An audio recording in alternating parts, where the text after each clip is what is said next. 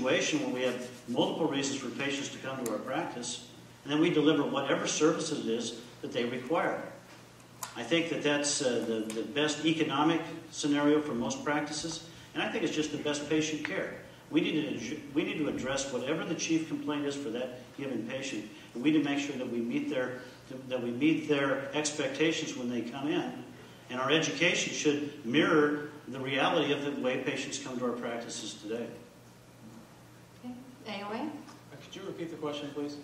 Yes, my question gets at the fact that in the event that the prevailing vision care benefit under health care reform, whether it's a benefit marketed by VSP or someone else, becomes non-comprehensive, non-medical care inclusion type of a plan, what do you think that will do to the optometric education?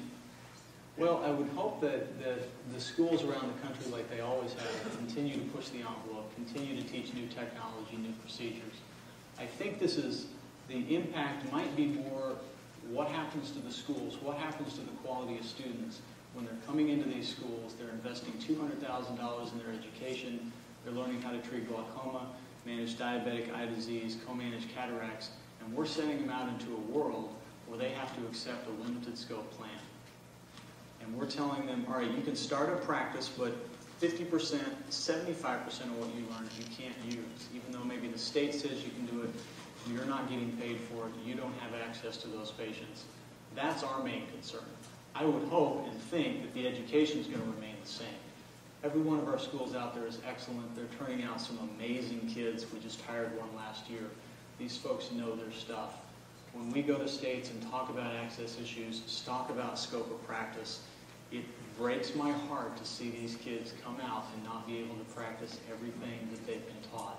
And I think anytime we support any kind of model that limits what we can do for our patients, we're doing a disservice to every one of those kids in school right now. Okay, thank you very much. I'm going to ask this gentleman standing behind the VSP mic to ask your question, and then we're going to go back to a simulcast question.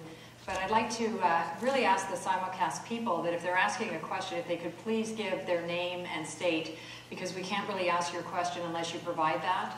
So if you've submitted a question and you didn't do that, you can just let us know and we'll go ahead and put your question forward. But for now, if you'd like to go, sir. Okay. I'm Dr. Mark Shire. I'm the president-elect from the state of Alabama. In Alabama, we are recognized as physicians both under Medicare and Medicaid. We also have laws in place to ensure that our ODs are paid the same as MDs. I have 2 points. You mentioned that keeping reimbursement down is a bad thing. At least in my practice, VSP reimbursement has been frozen since 2008. Usually at levels that are 50% of what even Medicare's value those services. We've also talked tonight about parity between ODs and MDs. With standalone plans now, we don't even have parities between ODs. Why should my state support standalone plans when they are guilty now of the very same issues that you bring up as possible issues with healthcare exchanges in the future? First off, congratulations on your ability to have equal pay parity and access. From a California doctor standpoint, I'm envious beyond belief. Congratulations. The issue with the fee structures is that in the world that we live in, and in the competitive marketplace in the vision care industry, competitors are offering to pay their doctors lower fees than we are. We have to compete in that pool. It's impossible to raise fees to doctors when that increase in fees goes to the bottom line in which we charge our clients. The largest expenditure that we have is payment to doctors. The easiest way for us to lower our cost and sell more plans is to lower what we pay to doctors. And with 9 out of 13 board members being practicing optometrists ourselves, that's not very likely that we're going to want to do that. So to get back to the marketplace, it's the marketplace that determines these pricing levels. And optometrists out there have accepted lower fees out of the course just for the access part. That's a business decision on their part. AOA, any comment on that? Just a quick comment. We can't really comment necessarily on specific reimbursements, except to say that in our advocacy efforts, we should be paid the same as everyone else is paid for doing the same thing. and we have to advocate for any system that does that. We cannot advocate for any system that pays us less for anything than another system. I'm going to take a question from a simulcast participant, and I'll ask AOA to respond first. It's directed at both parties. From Don Mazel from Louisiana, he asked, what is the difference between a vision exam and a comprehensive eye exam? That's a great question. We've wrestled with that forever. What is the difference? Because vision plans have called themselves vision plans, but the service that's demanded under your contract is a comprehensive eye exam. And for some reason, it got broken off from a health plan, and for some reason, it got valued at a lower value than the health plan actually values that service. I can tell you of an interesting conversation that my director had with a large health plan when they contacted us and said they were thinking about moving the exam into their health plan because they thought it was a better model for them. And the question was, but how do we get the doctors to do it for the same rate they take from the vision plans? And to me, that's embarrassing, because they know that ophthalmology is unwilling in many cases, and the ophthalmologists oftentimes don't have to take that secondary plan. They're oftentimes bypassed. They can go directly to the health plan. But now we have these new relationships that have been made where the optometrists are forced to join the discount material benefit plan. So the health plans know that it's the same service, and the health plans know that by contract we will provide a comprehensive medical eye exam. And honestly, based on state law, am I right? Every state has a law that dictates what the components of an eye exam are. So truly, there is no difference except for what it's called. Okay. VSP, would you like me to repeat the question? Okay, the question is, what is the difference between a vision exam and a comprehensive eye exam? Well, I would submit to you that what drives the patient care and the course of the examination has really got to be the patient's chief complaint. In our practice, we try to establish both a vision chief complaint and a medical chief complaint. And we try to make sure that the examination is driven by whatever the primary complaint was. At that point, then, a decision has to be made and treatment plans have to be constructed to march down whatever direction or whatever our examination discovers. So we should end up with a vision a vision chief complaint leading to a treatment plan, just like we should end up with a medical chief complaint leading to a medical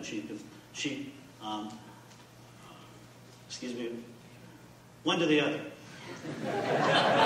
You know what I mean? The point being that we need to be able to address both areas, and it may or may not happen on that one singular visit.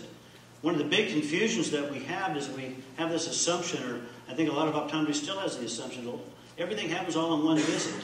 But in fact, what we're actually suggesting that people remember to do is that if it's a vision chief complaint, one should be, in fact, able to take care of that problem, discover other medical issues, and then plan additional treatment to address the medical issues. The same thing would be true if it was a medical chief complaint and there was some confusion about coverage. The idea would be to coordinate benefits with the vision care plan and to be able to give the patient the best benefit of both sides of that equation. Again, access is important here. We've got to get back to how do patients access our practice and what reason do they come in for. We're suggesting that patients can come to our practice for any reason they choose, and it's our job as doctors to determine what treatment that they're going to require for that visit and subsequent treatment down the road.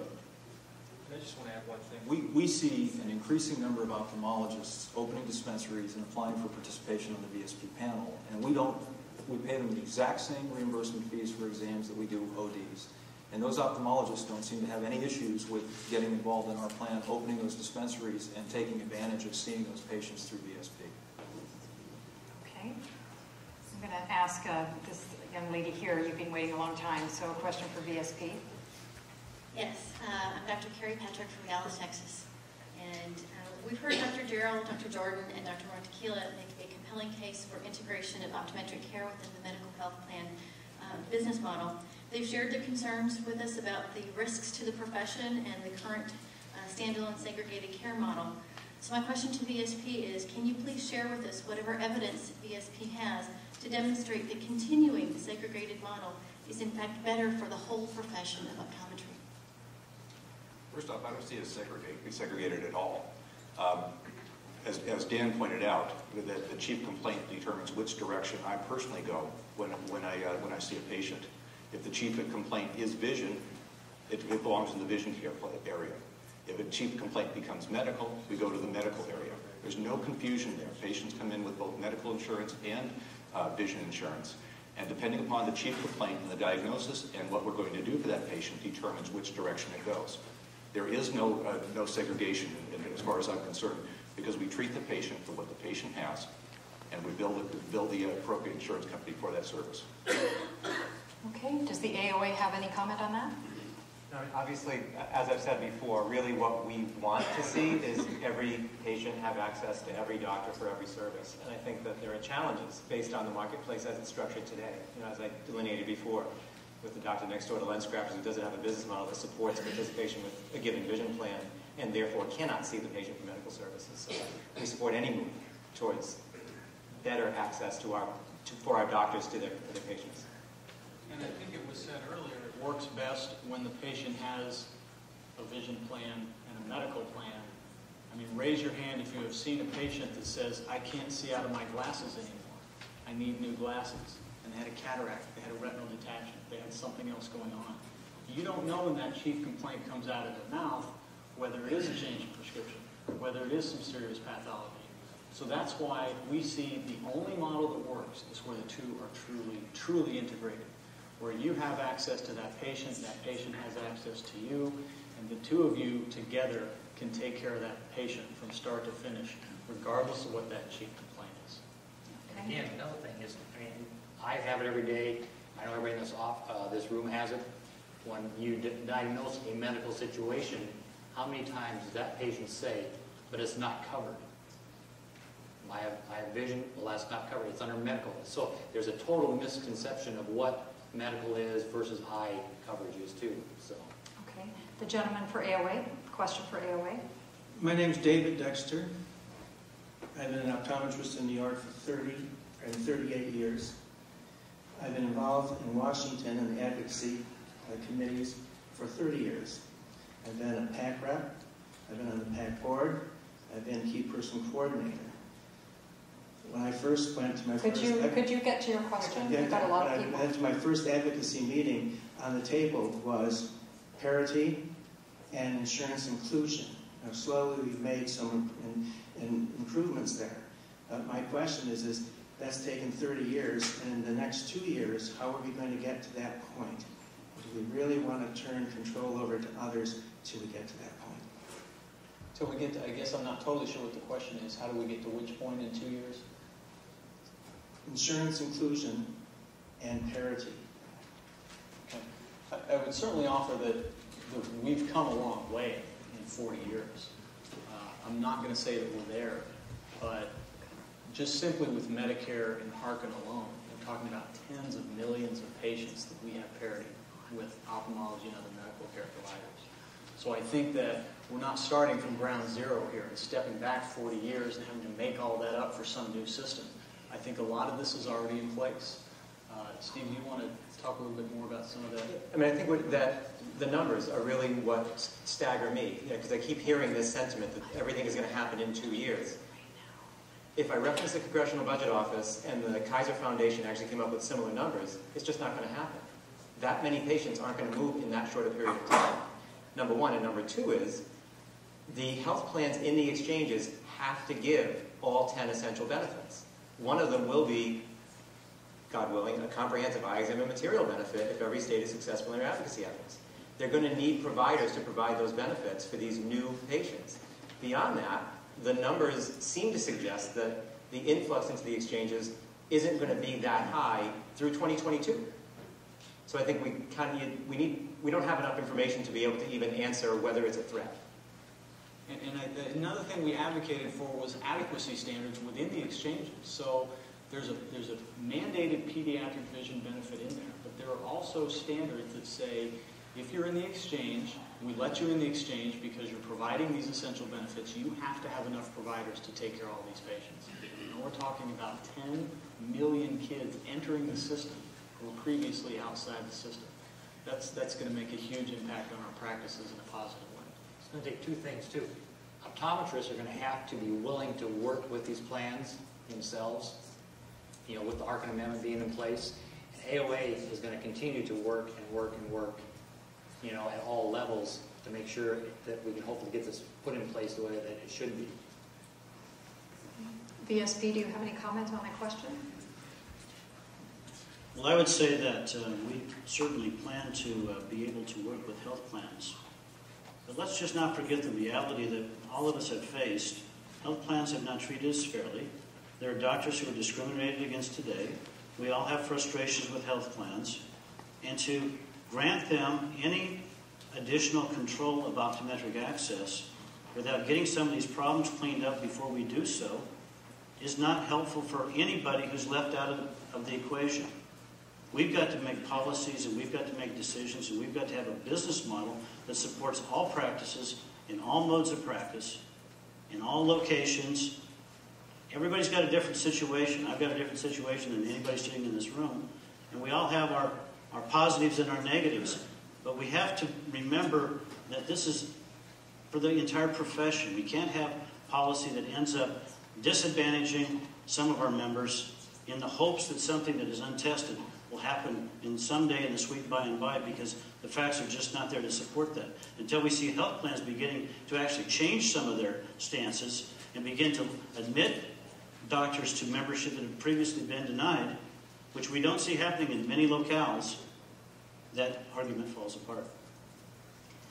Okay, I'm going to go ahead and take a question from the simulcast. I know that you're waiting, and I apologize for that. I'm just trying to make sure everybody's included.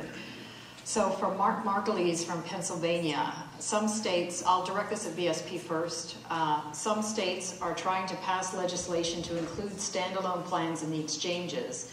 Doesn't the federal law override these state efforts? Yeah, I think that right now the federal law has not made a decision about whether or not standalone plans can be included in the exchanges. When the exchange rules came down about 5 or 6 weeks ago, it was left open on whether or not standalone vision plans would be able to participate in the exchanges. And so, as it stands right now, it is a state-by-state issue, and states that are out in front of this are overwhelmingly, after they've looked through the factual information, come to the conclusion that it's better to preserve access available through standalone plans than to gamble what will happen if we can't get access with those plans not being available in the exchange. As a matter of fact, the first state to pass their exchange law, the state of Maryland, included specifically standalone plans in their law because they wanted to ensure that access would continue. They did not want to gamble on the unknown. They wanted to make sure that until optometry has full inclusion and parity of payment, that you don't want to give up any availability of receiving patients. And you know, it's about the ability to see those uninsured patients. It's also about the ability not to lose patients from employers who will move their benefits into the exchange. And we've gone back and forth on what that impact is going to be. But the bottom line is some employers are going to put their employees in the exchange. And so that's where their vision care benefits will be delivered. And the other piece that we really haven't talked about is that the NABCP did a very good study around utilization with a bundled medical vision plan versus a standalone vision plan. And basically what they found is that the utilization under a bundled medical plan goes down by half. And so employees who are receiving their vision care through a medical plan go about half the time. So not only could there be a loss of patients that you see today, but the utilization of the patients you're eligible to see could go down by half. And so that's really what's at stake here. And we're hopeful that Health and Human Services will come out and rule on a national basis that it does make sense to continue standalone vision plans alongside the other types of delivery in the national exchange and as a result in all 50 state exchanges. Okay, AOA? Just to quickly reference the federal government's guidance to the states, the federal government has said you have to set up, okay, in basic terms, they've gone to the states and said there are 30 million uninsured Americans that will be eligible under these criteria, and we have to cover them through this thing called the exchange. Okay, these are folks, this is what the whole debate was about, was the uninsured, because that's the burden on the system. How are we going to take care of people that have no plan right now, that have no insurance plan, no standalone vision plan, nothing? Well, we need to take care of them. So here's a comprehensive package you have to put in place as a state. We're going to call this the exchanges. This is going to cover 30 million eligible people And the plans that you set up in the exchange to cover those people have to have these essential benefits, so that you couldn't get just any insurance company with any just kind of, I guess, random cost-sharing arrangement or price or premium cap or anything like that. They set the standard and said, this is what we think a health plan should be in the exchange for these uninsured people. Okay? And so they listed these 10 criteria, one of which is children's eye care. Okay? So now people who had nothing, no insurance, no vision plan, nothing, are going to have something. And these are the criteria that have to be met. And around those criteria, you can design the exchange from a state level. So what we know for sure at this point is that the framework has been put in place. There is a little bit of flexibility that the states can exercise in setting these up. If the states are inflexible, if they're not meeting the federal criteria with the exchanges that they've set up for whatever reason, how that becomes challenged later on, it just remains to be seen.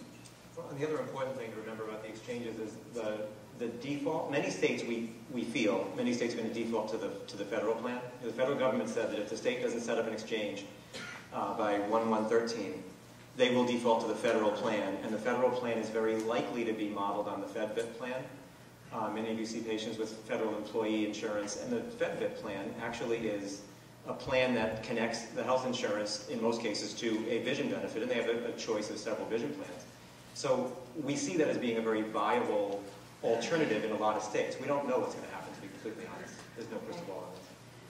Okay, what we're going to do, we're coming close to the end of our session. It's amazing how quickly things go, but I'd like to respect the people that are standing at the mic, so we're going to enable you to ask your question and then take the final question from the simulcast audience. So, sir, if you would like to go ahead. Thank you for taking my question. And before that, I'd like to ask the panelists to really watch the time, because we are pretty tight now, so if you could be really succinct with your answers, that would be great. Sorry, go ahead.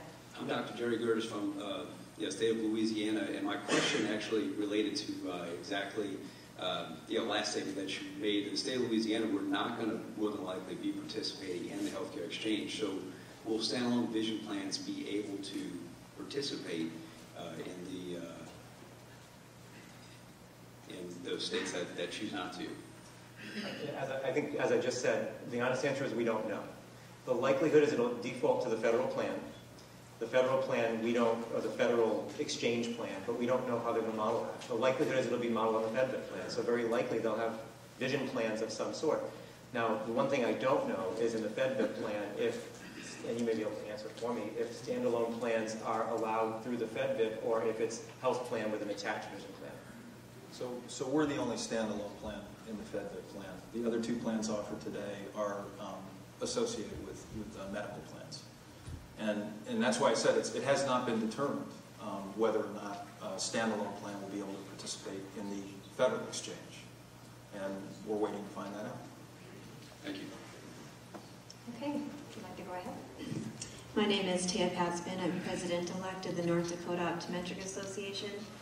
And I'd just like to say, we've worked hard as optometrists to participate in the medical plans and have access to all of our patients. So when we work with our state legislatures and create an exchange, we would expect a plan on the exchange which has, in your words, medical equality and access to patients.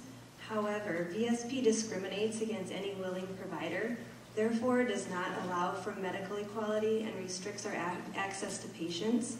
VSP does not allow a provider to participate in North Dakota if they are affiliated with a corporate practice, therefore restricting many of our doctors from access to their patients. My question is VSP looking at changing their practice to eliminate their discrimination against many of the optometrists in our state by allowing any willing participating provider? VSP was established to provide patient access for private practice doctors. That was our first mission. It continues to be our mission today. So if you're in private practice, we are going to support that avenue. How does that work with your affiliation with Costco? Costco providers are not network doctors. They are an add-on to those groups that demand a retail option.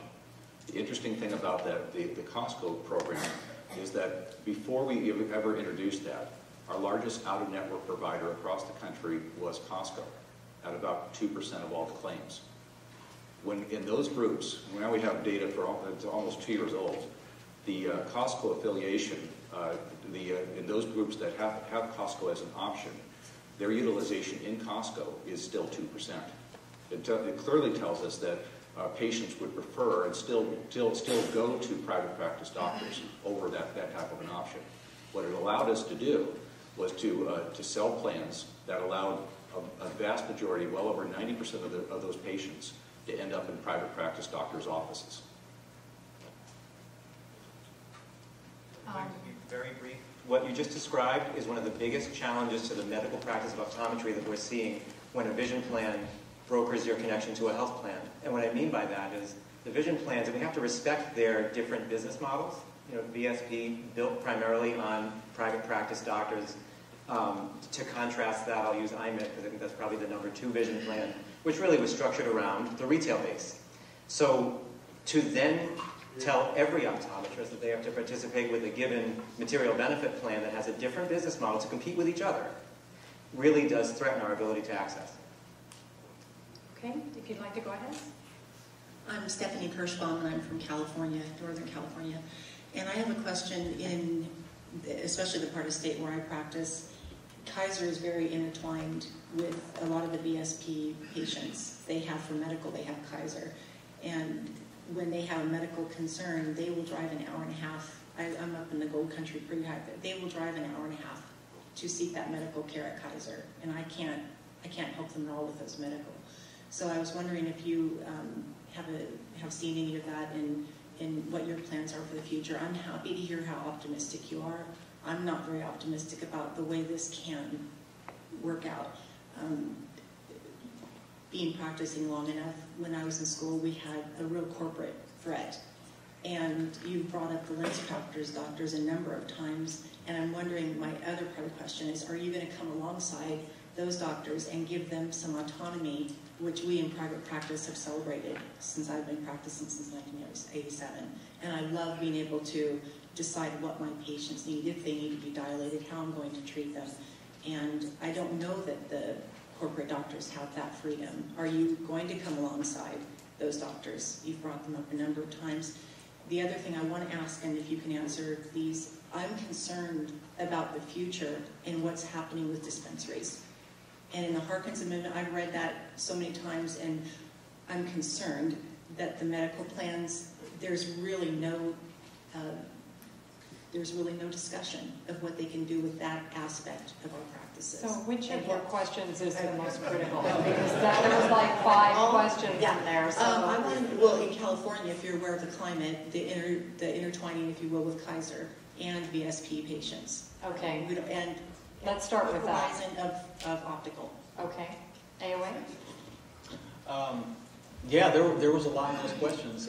I'd like to actually take a step back because your second question was very compelling when you asked if we're going to stand alongside those doctors in, I think, what you call commercial practice. We'd like to think that the AOA every day stands aside every doctor out there. And that's why we have to take a step back every day and say, what plan works for everyone? What plan works for that commercial doctor, the private practice doctor, the doctor that works for an ophthalmologist, the doctor in the military, the doctor that works for public health service, the doctor that works in industry? We can't advocate for any one of those models above the other. We'd like to think that we never have. We can never advocate for one company within a given model to have a competitive advantage over another. That's not our place. Our place is to advocate alongside every doctor out there. And if we're not doing that every day, we're not doing our job. We're very aware of the situation in California. You know, that is the access issue. When you're on a medical plan, you're on the vision plan, the patient's still not coming to you for medical. I think that's such a loaded issue. There's some issues of public education, patient education, plan education, you know, just getting ourselves out there, continuing really to advocate for the comprehensive care model. I don't recall one time a patient has come to me with a medical plan with their medical coverage to have me treat their medical. they come to me through primary care. That's how I have them. And then we build their medical. And that's part of our outreach. I mean, that's part of why I was at the Ancillary Benefits Conference. I was actually there with the medical director of Blue Cross in Rhode Island, who believes very strongly that optometric care should be part of the health plan, number one, but he believes very strongly that we are medical providers. So we are trying our best to get the message out, if you will. We could actually use help. Every state needs to be doing the same thing that we're doing on a national level by educating all the stakeholders in their area as to what an optometrist is and what we do. Again, we are doing our best to get everyone to understand. We have partners in the industry, if you will, who I think could do a better job as well. Okay, so I'd just like to ask the VSP if you have a comment on that. And I think you raised several other questions, and I really welcome you to come up and talk with the panelists after things are over. But any final comment on this question? Well, I'm heartened to hear that the AOA has the same challenges that we have in looking at the good of the whole, knowing that they're not going to be able to please every single person out there. They have the same challenges that we have when we're out selling plans and we're trying to gain access, medical access for our doctors. Okay, thank you for that. So we're going to the final question, and it's actually a nice setup for the closing remarks that will come from each organization shortly. So it's directed at both organizations, and I'll ask VSP to respond first. It says, do either the AOA or VSP have any ideas as to how a possible compromise could be reached between the two organizations with regards to this issue? And this is from Jen in Pennsylvania.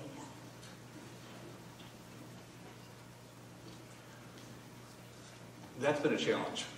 In my 2 years as chairman of the board of VSP, we tried numerous times to get together with AOA leadership.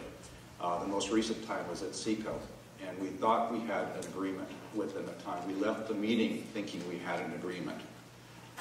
1 week later, what we thought was an agreement apparently wasn't an agreement, and we've never gotten back on the same page since then. We are concerned with the transparency. This is an important discussion item that needs to be done in a public forum. And there were some concerns about the transparency issue on our end. So I would love to see it. I mean, I think we are much better together as a team than we are opposing one another. And I can only imagine what we would be able to accomplish as working together for the benefit of optometry together rather than opposed to each other. So once again, we've repeatedly tried to reach out to the AOA leadership, and they've had to us, but we never seem to be quite on the same page, particularly when it comes to the transparency issue. Okay, AOA, would you like me to repeat the question? Please. Okay, it's do either the AOA or VSP have any ideas as to how a possible compromise could be reached between the two organizations with regards to this issue? You know, when I hear the question, the thing that I reflect on is the fact that I spoke for the third year in a row to the National Association of Vision Care Plans at their annual meeting. After we spoke, a vision care plan representative approached me. She had not been there for the year in between, and she said, "Gee, Steve, it's been 2 years, and you just gave all the same concerns that you gave 2 years ago." I think that speaks to our problem. We're telling what the concerns are. We're telling what the doctors are concerned about when they voice their opinion to us. Not a whole lot is changing. I also know that the AOA board is open to discussion. The lines have been open. They've had ongoing discussions, and they've never closed that door. I think what it comes down to a lot is the things, first of all, that we agree on. We agree that some form of integrated care is the best way to take care of patients. But I don't think either side has to compromise. I think at some point we have to decide where each of our positions is in this. Who are we going to be an advocate for? AOA is an advocate for all of optometry. It's the advocate for optometry. We have to, like I said earlier, take a step back and figure out what is the best way to advocate for every single one of you out there, regardless of the mode of practice, okay? And these are our goals. Other companies, industries, share some of those goals, but there may be some things that are specific to their business plan, their business model, their segment of the industry, and they are certainly free to advocate for those things specific to them. And so I think that I think compromise is a bad word. I think we can go together talking the same things. I think we can be promoting the same things and probably end up at the same place. I think one more, concern can be, that we can all lose sight over, is we are advocating for our patients. Optometry is a profession that has done it better than nobody ever on the Hill, on the state level. We advocate for our patients. And I think that's another, where we can look at, for both parties here, that is the number one concern, is what is best for the patient. So with that, I know that we're at the end of our session, but if you could bear with us just for a few more minutes. Each party is just going to make brief closing remarks, and I'd really encourage you to not use the full time because of the timing. So with that, I'd like to ask AOA to go ahead and start. I wanted to just speak for a moment about my office. Everyone's office is unique. Mine is as well. We all have very important patients, and I'd like to take a moment to tell you of one of mine. I have as a patient the Rhode Island State Representative who had the courage to introduce, lobby for, and see passed into law the first DPA bill in the country. He reminds me of that every time I put a drop in his eye. That is because of his efforts. On his last visit to the office, he reflected that time has proven his foresight to be correct, having experienced firsthand how far we've come as a profession. Who would have known in 1971 that it would be me, an optometrist, who ordered the MRI that saved his life? Our profession's advancement impacted a life that time. Think of how many lives we soon can impact as our services become more integral to the healthcare delivery system. One more interesting piece of my practice is that in 1986, when optometrists gained acceptance into the Medicare program, and you all know the impact of that, my partner in practice was president of the AOA. Again, think for a moment about the impact on all of us that resulted from his leadership. Hanging over my desk is a copy of that law. It serves as a reminder of where we were as a profession and how far we've come. Abraham Lincoln said, "You have to do your own growing no matter how tall your grandfather was." In 1971, the challenges our previous leaders in optometry faced were great, but the opportunities proved far greater for our profession and, most importantly, for our patients. The same is true today. Certainly there continue to be challenges in health insurance reform, but the opportunities for our profession and our patients are again much greater. The fragmentation between vision care and the mainstream healthcare delivery system has isolated our profession. It is clearly not in our patients' best interest, and it's unsustainable in our view. Integration is key to providing patients with the full range of services and providing proper care continuity. We must work together to ensure that optometrists have a place in this changing world, and that there are no restrictions prohibiting us from playing a central role in providing high-quality eye health and vision care to Americans. It remains our responsibility as a profession, through state and national organizations, to define optometry and what is meant when we rightly call ourselves the primary eye care providers. It is our responsibility to work with insurance companies, both vision and medical insurances, to insist upon fair treatment regarding patient access to optometry for the full scope of optometric care that we and our colleagues provide the citizens of this nation. Past director of the CMS, Donald Berwick, said that health reform is about providing the right care in the right place at the right time, every time. I submit to you that this clearly describes our vision for integrated professional optometric care going forward. Join us in working towards a system where services provided by optometrists, whether they be preventive, refractive, medical, low vision, vision therapy, contact lens, or surgical, are widely recognized as just that, the right care in the right place at the right time, every time. In the May 2012 issue of Optometry News, Dr. Jankowski was quoted as saying that the AOA and VSP are perfectly 100% aligned on medical integration for optometry. Health reform is an opportunity to take the first step in that direction, to model a delivery system in the best possible way for optometrists to care for this new patient population. Alignment around integration and embracing the opportunity at hand is a worthy goal for our profession. Implementation of healthcare reform is optometry's golden hour. On January 1st, 2014, 30 million previously uninsured Americans will have access to health insurance through the state insurance exchange. 10 million kids will be eligible for eye health and vision care due to the AOA's efforts to include children's vision as an essential benefit. 270 million Americans will be allowed to keep their current health benefits, including their standalone vision plans. Insurance plans, including those in the exchanges and through self-insured ERISA plans, will no longer be allowed to discriminate against optometrists thanks to the AOA's efforts to pass the Harkin Amendment. On that day, more patients will have access to optometrists for comprehensive eye health and vision care than ever before. For literally generations, the AOA has successfully planted the flag of our profession in the rock of healthcare by working to ensure we will recognize as providers of comprehensive eye health and vision care. In defining ourselves to the public, to the insurance industry, to the medical community, and the government, there has never been a time when we have retreated from that position, and there never will be. We have spent 40 long years removing barriers, improving access, and doing whatever it takes to ensure our patients receive the best care for every condition within our scope of training and expertise. For the AOA to advocate for anything less, or to redefine optometrists as simple purveyors of glasses and contact lenses, would be to deny a substantial number of our member doctors the freedom to practice as they choose. More importantly, such a backward step would deny our patients the freedom to receive integrated, comprehensive eye health and vision care from optometrists. Okay, are you finished? Okay, great.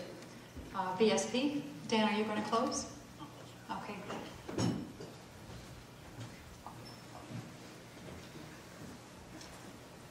Well, it is my job to close this forum. And I want to leave you with my thoughts about all of what we've talked about tonight. You know, we've heard a lot of stuff. Sometimes we get lost in all the detail. But I'm a common sense guy, and I'm going to cut to the chase and try to put just a few finishing facts on the table. The number one priority for optometry is patient access, and even beyond that, who controls that patient access. We have to maximize our opportunities today. We certainly need to maximize our opportunities into the future. And I think the future is bright for even newbies like my son Joe if we make good choices. The nation's healthcare system is about to be reset. We certainly are in agreement with the AOA on that point. But we've got to preserve our medical opportunity and enhance our medical opportunity while we still have some opportunity to make changes in the very health plans who limit our practice today. You know, our colleagues in medicine seem to have figured out this whole access equation. Thousands of ophthalmologists have joined vision plans to gain improved access to patients so they can bridge between routine care and medical care. Ironically, at the same time, some of our optometric colleagues are so narrowly focused on the medical model that we're forgetting about the vision care that we provide. We would do well to notice that the MDs have seen the virtue in multiple access channels. You know, when I grew up, it wasn't very long after I was out enough to know about anything that we realized that it was not a good idea to put the fox in charge of the hen house. And yet some are willing to eliminate direct access to standalone vision plans in favor of putting our future in the hands of MD-dominated health plans who will control these state healthcare exchanges. And by the way, this healthcare exchange business has been happening for some time. It's taken a long time to get to the point where we are. I think it would be silly for us to think that this is not becoming a template for all of healthcare for America. And we know that our access is not protected by current legislation in the way that's been described. The Harkin Amendment just doesn't do it. And somehow, despite the enormous advantage that standalone vision plans give to many, many practices, some would like to blame those standalone vision plans for somehow inhibiting our ability to do medical care. I say, wake up. To think that diminishing standalone vision plans is somehow going to make health plans suddenly invite all of optometry to somehow be invited as full members of the Brotherhood at full medical reimbursement simply defies logic. After all, we are talking about healthcare reform. Remember? Cost reduction, lower utilization, less providers, lower reimbursements. Does any of that sound anything at all about something positive for optometry? The fact is that health plans are likely to turn to these health plan-owned vision plans, which they own to build their optometric networks. plans like Spectera and Davis Vision. And there's no certainty of medical panel participation if they do. Nobody is saying that VSP is perfect. But the fact remains that VSP does provide access to 57 million patients. And who could possibly deny the economic importance of standalone vision plans? You know, VSP supports AOA's goals for access and parity. We certainly embrace the goal of medical integration. We all want to be able to take care of all of our patients for whatever reason they present for. But access to patients is the key to our future. And direct access is very important when access through health plans is somewhat tenuous. So I want to leave you with a final story. And this is a story from personal experience. I go back to about 20 years ago. I was in a room, I was called to a room kind of like this, because there was a health plan in my home state that had denied access to optometry. We were not able to be panel providers. So after a lot of back and forth and fighting and so on, finally the health plan said, okay, they invited us to come to a meeting. We all came to a meeting. We all sat in chairs just like you were sitting in. Up on the front table is a jar. The jar has all of our 100 names in the jar. The health plan proceeded to pull out 30 names. And that's what they called fair participation for optometry. Let's not forget that health plans have not treated us fairly. It's just simply naive not to remember that. We've got to get these problems changed, and we've got to make medical integration a reality. I didn't hear any steps tonight for how we're going to get there. We need to demand that those steps be put out in plain sight so we all can see them, so we can get behind it and get something done. So I definitely urge you to support direct inclusion of standalone vision plans in these new state insurance exchanges. We simply must retain the economic advantage that brings our individual practices as we pursue equality in access and reimbursement with medicine. Again, I commend you for being here tonight. I thank you for participating in this discussion. I trust that you'll go back, you'll talk to your colleagues, and that together we'll be able to reach the best conclusion for how we proceed. And we'll all benefit, and so we're all patients. So thanks for coming. Thank you very much. David, if you could put slide 2 from the original deck on the screen, that would be great. So I have a question for you. How many people feel that they learned something new tonight? A few hands, okay. How many people feel that they'd like to continue this dialogue, that there's more to talk about? Okay. So the second slide, the next one, David? Yes. So tomorrow, this video from tonight's session is going to be available through both VSP and the AOA. But we really want to find ways of continuing this dialogue in different formats. So if you could let us know what that looks like, then I think that would be helpful for both organizations to really understand how best to serve you. So I'd like to thank you all for coming, for your participation. Thanks to the simulcast audience who participated as well. There is coffee and dessert available in the room next door. Our panelists, great job. I appreciate your participation. And they will be here for a little while, not too long. And Brian in the back, Brian, if you could wave, he's here from the AOA as well. He works very closely in the health reform area, is available if you wanted to have further conversations with the AOA as well as VSP. So with that, I thank you for staying late and enjoy your coffee and dessert. Thank you.